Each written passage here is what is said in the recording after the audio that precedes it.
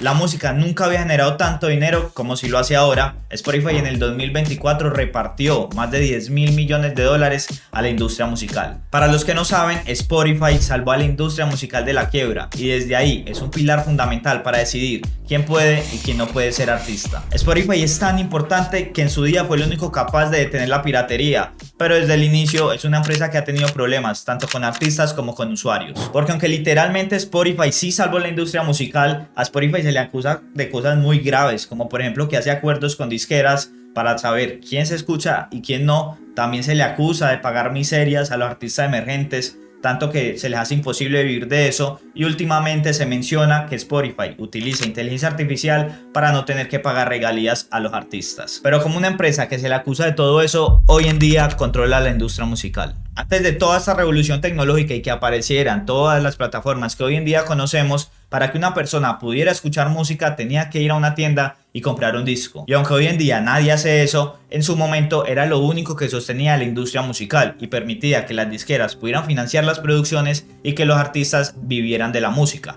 En ese momento una canción dependía totalmente de las ventas que tuviera. Para que puedan dimensionar, Thriller de Michael Jackson vendió alrededor de 70 millones de copias. Si ponemos un precio promedio de $12 por copia, estamos diciendo que Thriller representó 840 millones de dólares para la industria musical solamente en ventas. Pies Descalzos de Shakira vendió alrededor de 60 millones de dólares, solamente en discos, no en mercancías y no en conciertos. Solamente personas yendo a la tienda a comprar un disco. Pero todo ese sistema se rompió al comienzo de los 2000 cuando salieron plataformas como Ares, un torrent, donde se podía descargar música totalmente gratis. De un momento a otro las personas ya no dependían de ir a una tienda a comprar un disco por cada álbum, sino que podían descargar cualquier canción en cuestión de minutos en el computador. Y obviamente las disqueras sí intentaron responder, pero no había nada que hacer. En ese momento el problema ya era claro: si nadie pagaba por la música, pues nadie iba a ganar dinero, y en ese momento la música estaba pasando por el peor momento de la historia. Es muy claro que las personas no empezaron a utilizar la piratería porque quisieran hacer daño a la industria musical o porque quisieran hacer daño a las personas.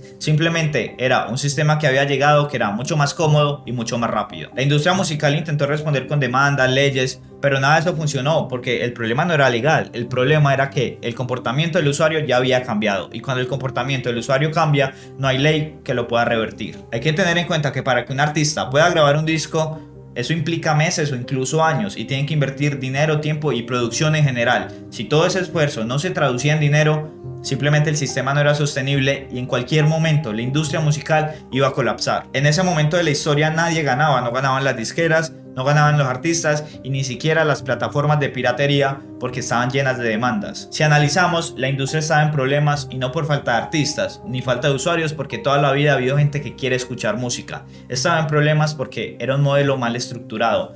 De la nada sale Spotify, que vino a resolver muchos problemas, pero también a crear muchos otros que hasta el día de hoy no ha podido resolver. En 2006, en Suecia, Daniel Ek crea Spotify, y lo interesante es que él no venía de la industria musical, sino que venía de la industria de la tecnología, y eso marcó una diferencia desde el inicio. Daniel Ek entendió algo que la industria se negaba a aceptar, y era que la piratería no existía por falta de ética de las personas, existía simplemente por temas de comodidad. Y en ese momento la industria ofrecía dos caminos para escuchar música: comprar un disco o comprar cada canción por plataformas como iTunes, que era algo carísimo, y nada de eso competía con poder descargar la música totalmente gratis en el computador. Spotify nace con una idea que en el 2007 era impensable: poder escuchar cualquier canción sin tener que pagar nada y sin tener que descargar nada. Cuando Spotify se presenta como propuesta a las disqueras, obviamente la propuesta fue rechazada, porque en ese momento era entendible. Spotify simplemente se veía como otra plataforma de piratería, pero mejor presentada. Sin licencias, Spotify simplemente no podía existir, y Daniel Ek accedió a dar acciones de la empresa de Spotify a las disqueras. Eso es un acuerdo que no es común, y eso fue un pacto que cambió la relación entre la tecnología y la industria musical. Después de eso, las disqueras, después de mucho tiempo, podían tener ingresos constantes sin tener que vender discos, sin tener que perseguir usuarios ni estar peleando con el comportamiento de las personas. Spotify comenzó a crecer muy rápido. Se expandió por Europa, Estados Unidos y por el resto del mundo. Pero como todo, ese crecimiento tenía un problema, y era muy grave, porque Spotify todo lo que ganaba tenía que repartir el 70% a la industria musical, y aunque le estaba dando dinero a la industria musical, Spotify no lograba ser rentable. Algo muy importante es que Spotify, para llegar hasta donde llegó, no tuvo que imponer nada, simplemente se adaptó a las personas y creó un sistema sobre el nuevo hábito que había de escuchar música. Eso fue tan importante que convirtió a Spotify en el intermediario principal de la industria musical. Y cuando una empresa llega a ese punto, no simplemente es una empresa que distribuye música, es una empresa que es la que pone la regla del juego, y ahí es donde Spotify comienza a ser quien en realidad tiene el control. Spotify creció demasiado rápido, tanto que prácticamente acabó con la piratería. Spotify en la década del 2010 era el sinónimo de música digital. Millones de usuarios, expansión global y prácticamente presencia en todo el mundo. Y aunque desde afuera todo era perfecto, no era tan así. Del 2011 al 2019 Spotify no lograba reportar ganancias. Aproximadamente el 70% de lo que generaba Spotify se le entregaba a la industria musical por regalías, y aunque el 30% parezca mucho, no lo es, porque Spotify hay que tener en cuenta que cada escucha, cada hora de streaming, cada playlist reproducido es un costo para la empresa. La paradoja era clara, pues entre más crecía la empresa, más usuarios, más tenía que repartir en regalías y más tenía que gastar para sostener la plataforma. En 2020, con la llegada de la pandemia, la escucha de música se disparó, tanto que Spotify creció un 25% en los usuarios pagos y pasó de pagar 5.000 millones a la industria musical a pagar 7.000 millones a la industria musical por el crecimiento exponencial que tuvo durante la pandemia. Y aún así no era suficiente. Spotify en el 2020 reportó 580 millones de euros en pérdidas, y en el 2021, aunque se redujo bastante, seguía sin ser suficiente, reportó 34 millones de euros en pérdidas. Spotify está en una contradicción muy difícil de resolver. Spotify salvó la industria musical, pero por el sistema en el que estaba formado no lograba ser rentable, pero se seguía manteniendo porque a pesar de todo Spotify cumplía con la promesa que fue acabar con la piratería y devolverle los ingresos a la industria musical. Y aunque Spotify hubiera salvado la industria musical, eso no significa que no se pudiera quebrar, y eso es lo que va a definir lo que hace Spotify más adelante, que ya les voy a comentar. Para 2021 dentro de Spotify había un problema que era innegable, y era que Spotify era una empresa que estaba destinada a no ser rentable, porque aunque tuvieran millones de usuarios y cada vez aumentaran, eso solo significaba pagar más en regalías, y ellos necesitaban una salida, y ahí nace la gran apuesta a los podcasts. Sobre el papel era una idea brillante, si nos ponemos a pensar, sí, porque a diferencia de la música simplemente era contactar a un creador, pagarle algo fijo y ya podían reproducir y distribuir millones de veces ese mismo contenido sin costos adicionales. Spotify iba tan en serio con el tema de los podcasts que le pagó la exclusividad a Joe Rogan, y se estima que fueron 100 millones de dólares. La lógica era clara, él atraía al público, ellos cobraban la suscripción y generaban un ecosistema que no dependía de la música. Y aunque todo parecía que iba a funcionar bien, no fue tan así. Las personas seguían entrando a Spotify, pero a escuchar música, y los podcasts sí crecían, sin embargo no al ritmo que ellos esperaban y no justificaba toda la inversión. Solamente un año después, Spotify canceló proyectos y redujo la inversión original que había hecho en los podcasts. La gran apuesta de los podcasts no había funcionado. Spotify no le quedó más que comenzar a subir los precios de las suscripciones de manera progresiva, pero hasta ahora el problema de Spotify era que generaba mucho dinero, pero no podía ser rentable. Y eso en teoría pues hace lógica, porque los músicos, los artistas son los que hacen las canciones y deben ser los que se llevan la gran parte de las ganancias, en teoría. Sin embargo, en 2024 Spotify anunció haber pagado más de 10.000 millones de dólares a la industria musical en regalías.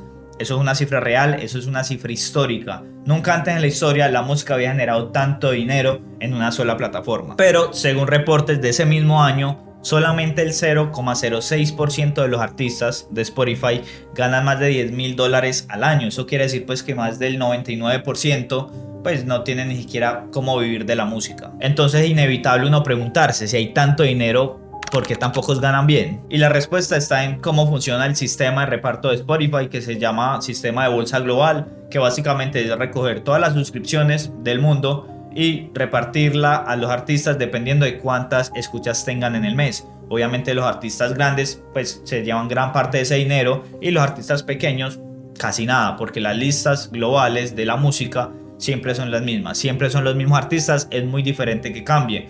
Eso a los artistas emergentes no les gusta obviamente, pero también a muchos usuarios, porque un usuario que escuche todo el mes un artista emergente, un artista pequeño, gran parte de esa suscripción que paga mensualmente pues va a ir para los artistas grandes. Muchas personas alegan que es un sistema injusto, sin embargo hay que tener en cuenta que un artista pequeño no puede ganar lo mismo que gana un artista que trae millones de suscripciones a una plataforma. Spotify no creó la desigualdad, simplemente Spotify es un reflejo de cómo funciona el mundo hoy en día. El que tiene la atención tiene el poder, y eso las disqueras lo entendieron muy bien. En la era del streaming no gana el mejor artista, gana el que más aparece. Hay estudios dentro de la industria que muestran cómo gran parte de las reproducciones de algunas canciones vienen de los playlists grandes. En algunos casos, más del 30% de reproducciones de algunas canciones vienen únicamente de solo un playlist. Con el tiempo se ha ido revelando que Spotify hace acuerdos con grandes disqueras como Warner, como Sony, para poder priorizar catálogos, hacer lanzamientos o poner artistas donde tengan bastante exposición. En una plataforma donde aparecer en un playlist puede definir una carrera,